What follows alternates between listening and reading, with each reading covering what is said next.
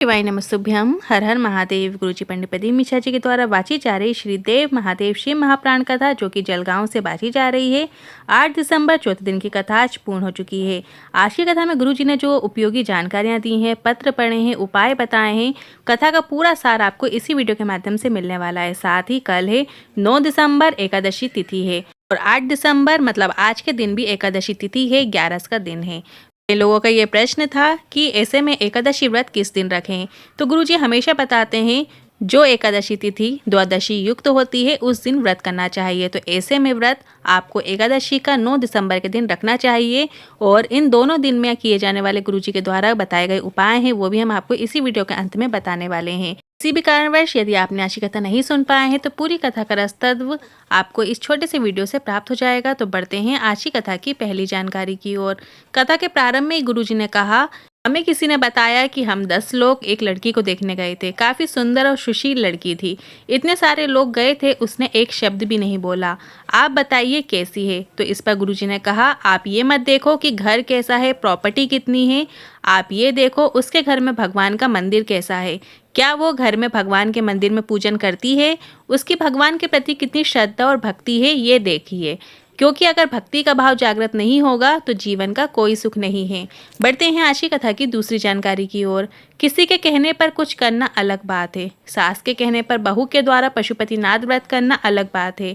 अगर उसके अंदर स्वयं व्रत करने का भाव जागृत हो तो ऐसे में वो पशुपतिनाथ व्रत कर रहे हैं तो उसका उसे फल निश्चित रूप से ही प्राप्त होता है। शिव महाप्राण की कथा कहती है, मार ठोक कर किसी को बदला तो क्या बदला, वो बदलाव ज्यादा दिनों तक नहीं चल सकता।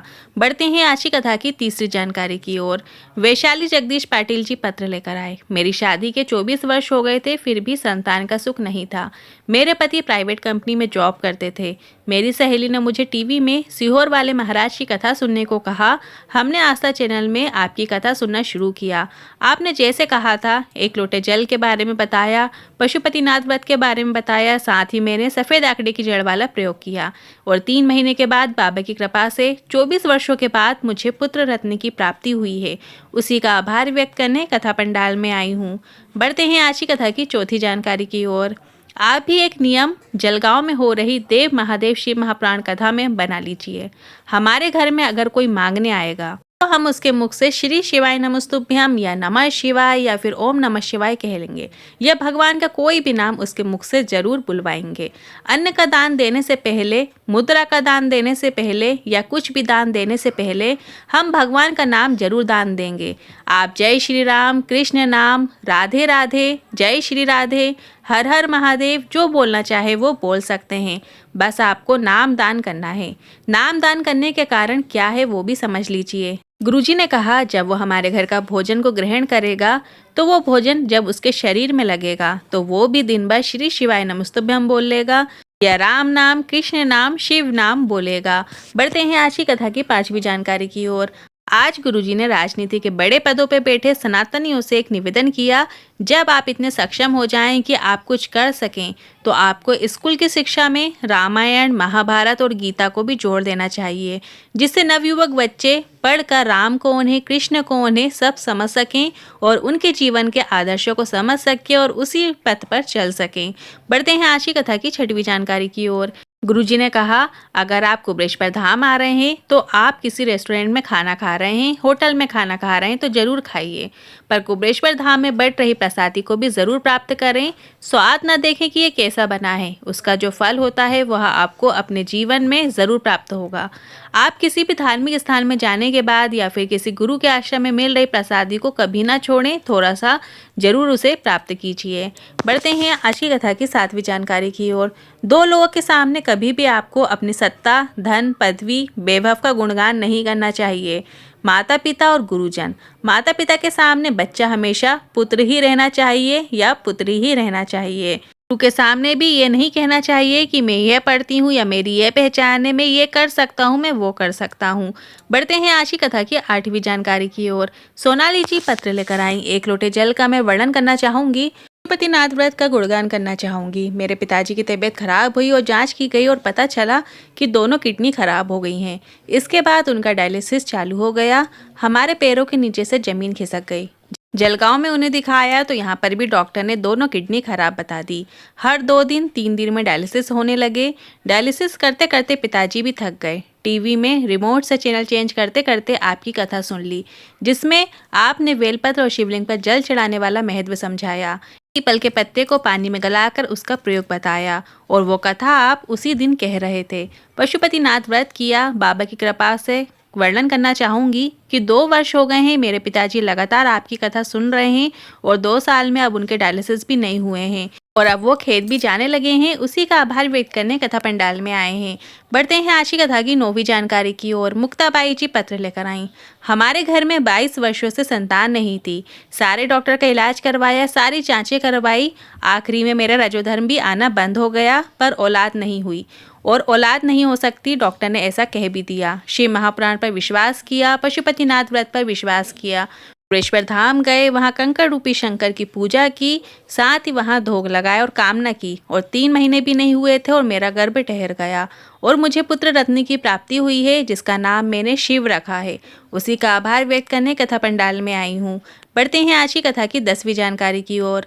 जी ने आगामी कथाओं का वर्णन करते हुए बताया था कि 16 दिसंबर से 20 दिसंबर अमरावती में कथा होने वाली है, जिसका समय दोपहर में 1 बजे से 4 बजे तक रहेगा।